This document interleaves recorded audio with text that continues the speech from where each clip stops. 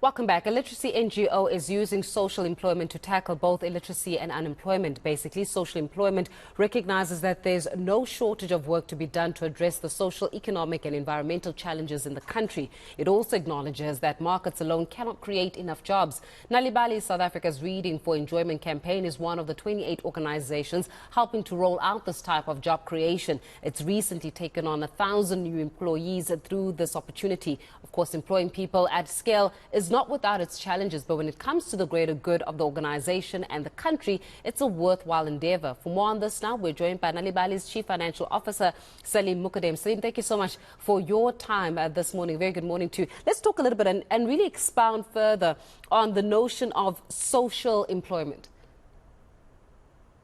Hi, good morning, Faith. Social employment, as I would like to call it, actually.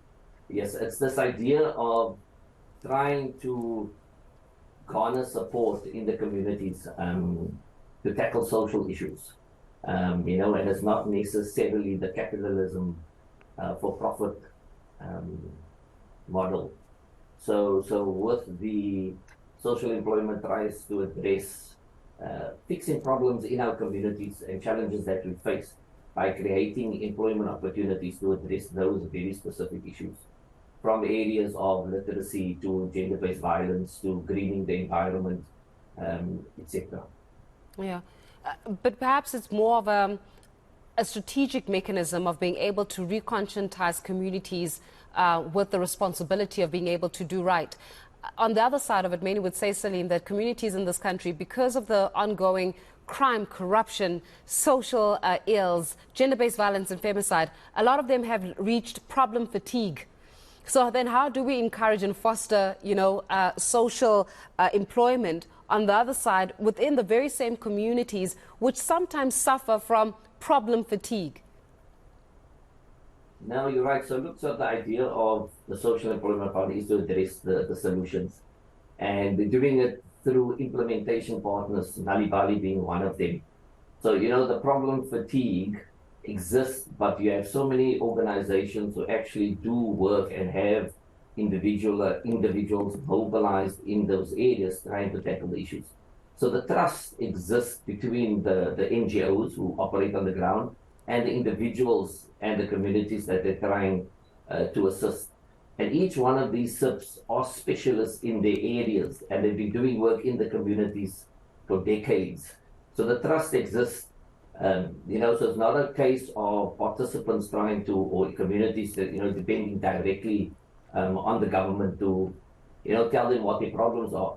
Because solutions to communities' problems doesn't exist in a boardroom or can't be fixed in the boardroom. It's fixed on the ground. And that's what our program tries to do, is to tackle the problem on the ground by listening attentively to the people who are impacted by them directly.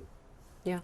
Salim, such an initiative is worthwhile, but how do you fund it?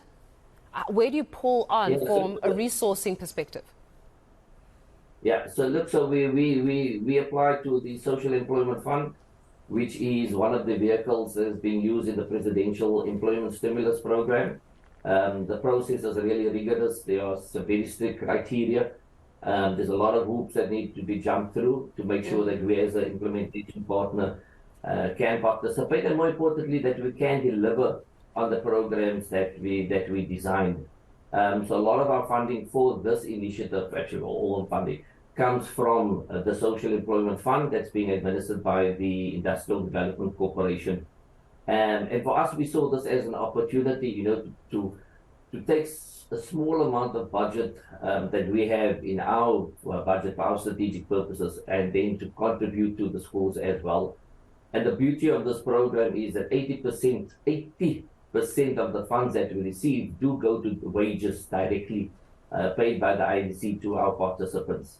And then we also have, a partnership between corporate sponsors and some of our donors to get involved in supporting this program. Yeah. Alongside it is also around the notion of job creation, and I'm looking at it particularly from youth.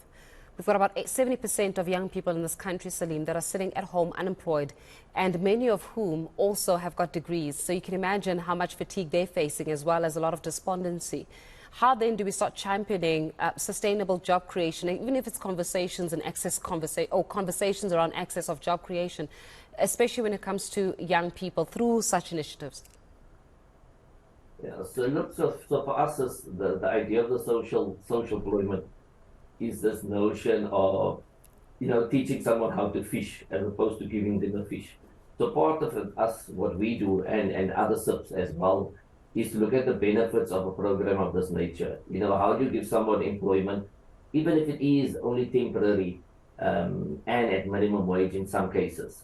How do you, and by actually providing them that employment opportunity, to then build self-esteem, gather skills that they would need, gather the confidence to be able to deal with that employment fatigue, or problem fatigue, as you mentioned it. I mean, there's SIPs in this program who deals with mental wellness and issues that are related.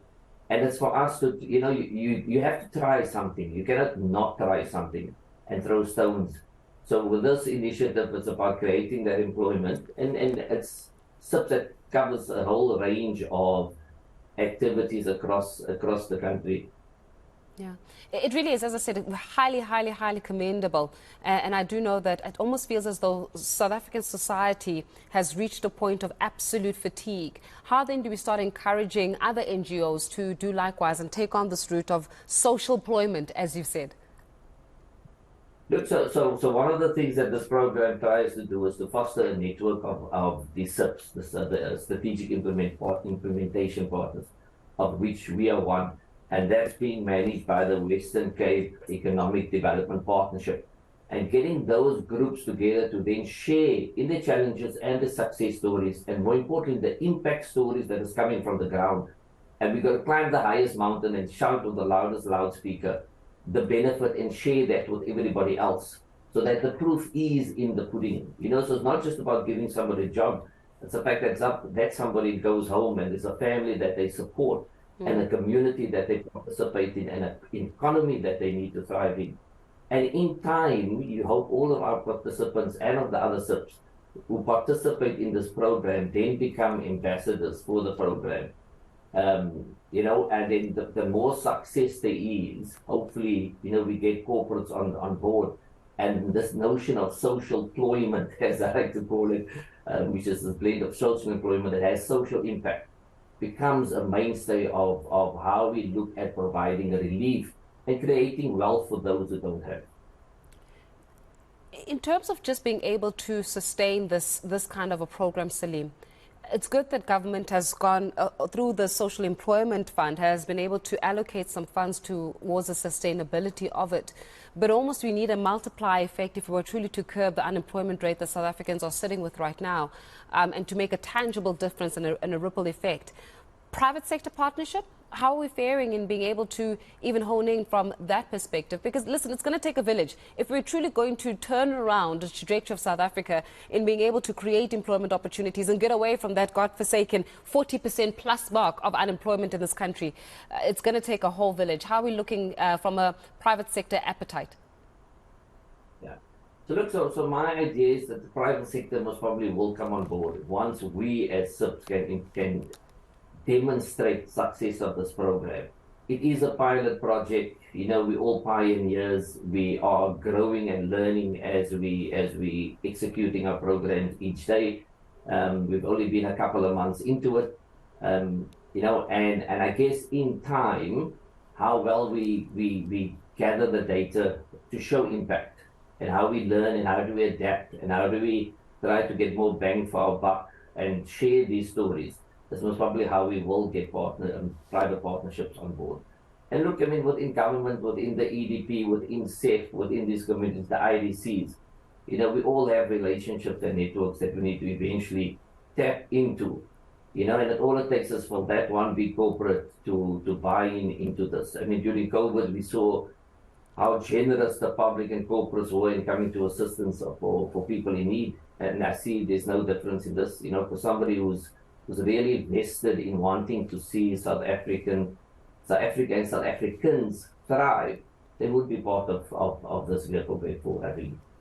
We'll have to leave it there. Salim Mukadem, thank you so much for your time this morning. Now, Nal'ibali is the Chief Financial Officer, just giving us a little bit more about social employment, the ability to be able to just have that multiplier effect and be able to create sustainable jobs, but more importantly, also conscientize communities and how to eradicate some of those social ills that they are currently contending with. Well, let's